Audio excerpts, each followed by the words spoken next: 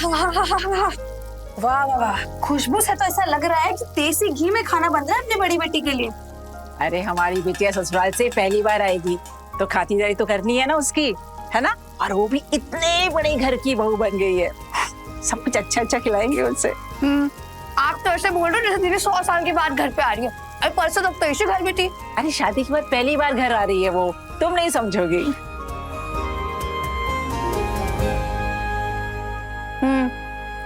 हम क्यों ही समझेंगे, ना तो हमारी शादी हुई है और ना ही कभी शायद होगी।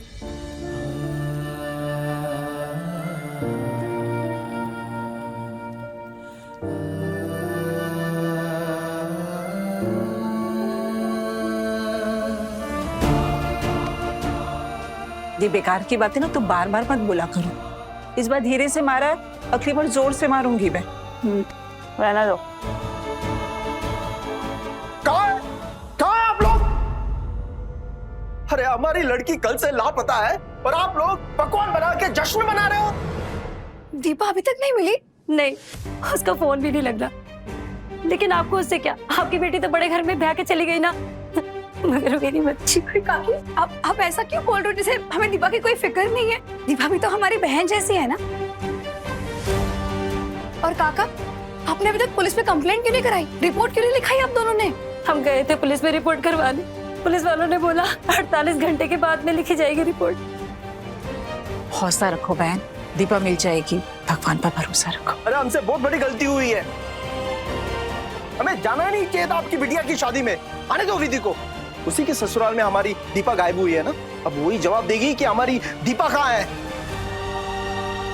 तुम चलो चलो यहाँ से।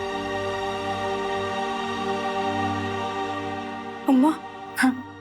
अगर दीदी को दीपा के बारे में पता चला तो क्या होगा?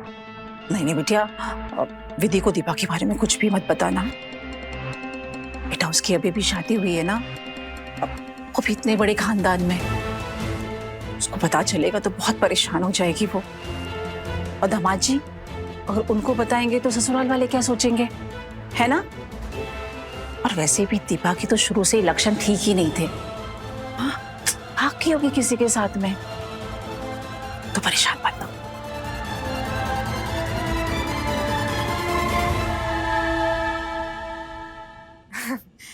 देखो ना दीदी, ये तो ऐसे रो रही है जैसे हमने मिलकर इसके हंटर से पिटाई कर दी।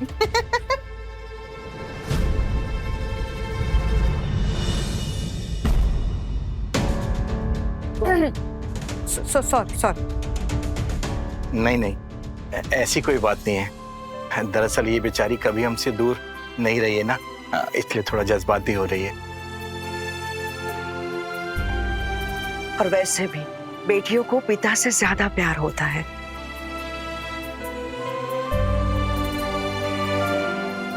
पिता का प्यार और ससुराल का दुलार, इन्हीं दो राहों के बीच में बेटियों की जिंदगी अटकी हुई रहती है।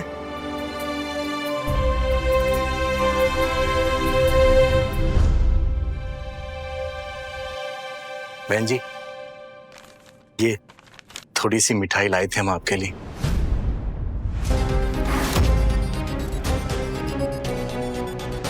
चलो, नौकरों को बांटने के लिए मिठाई आ गई ताई जी। अब इतनी सस्ती मिठाई हम में से तो कोई खाने वाला है नहीं।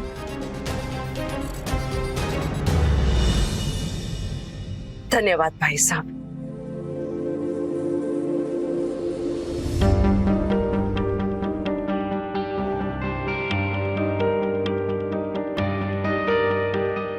विधि बेटा, जाओ अपना सामान ले आओ, पग फेरी के लिए चलना है ना।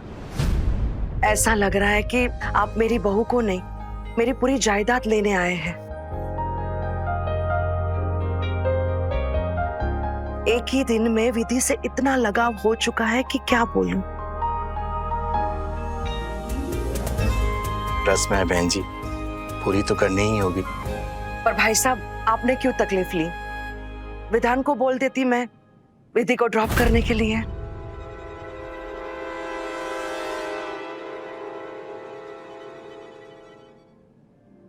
बेटी को लेने आने के लिए कोई तकलीफ नहीं होती बहन जी, तसल्ली होती है। इस बहाने हम सफर में इससे कुछ बातें भी कर पाएंगे।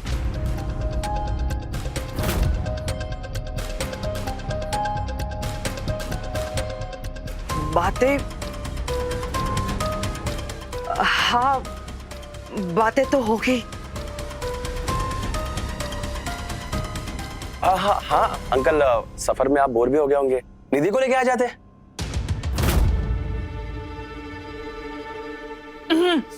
नहीं नहीं, अब मेरा मतलब आंटी और निधि दोनों को लेके आ जाते। आपके पैर में चोट भी लगी है। क्यों मम्मी?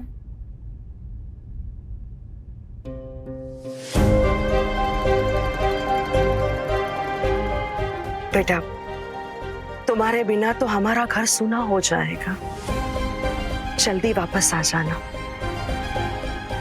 विधान को भेज दूंगी तुम्हें लेने के लिए।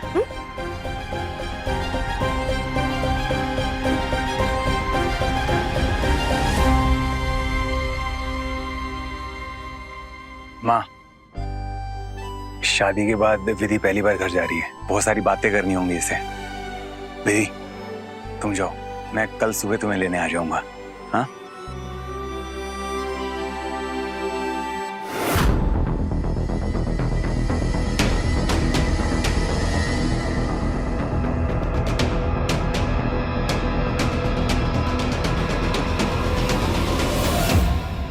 हाँ ठीक है,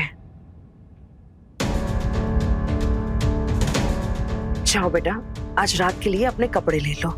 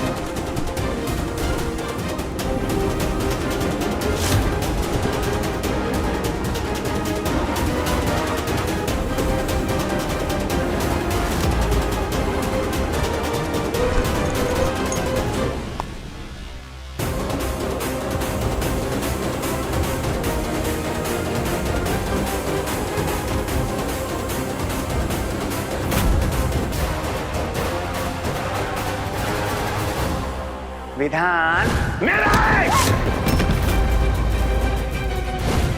जो भी मेरे विधान के पास आएगा ना, उसको मैं कच्चा चबा जाएगी।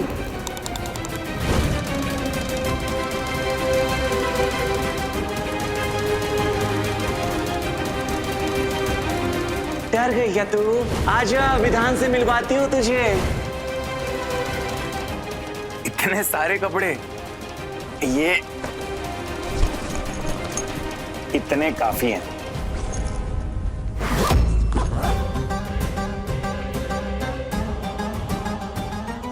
तुम जा तो रही हो, लेकिन मेरा तुम्हारे बिना मन नहीं लगेगा।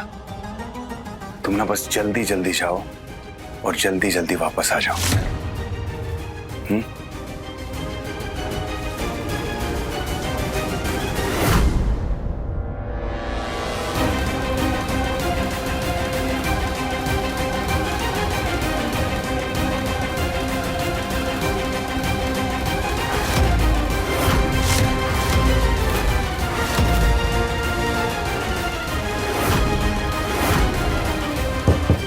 मालिक, सनम मेरे हमराज के लेटेस्ट एपिसोड्स कभी भी कहीं भी अभी सब्सक्राइब करें दंगल प्ले ऐप। अपने पसंदीदा शो के फुल एपिसोड देखने के लिए अभी डाउनलोड करें दंगल प्ले ऐप।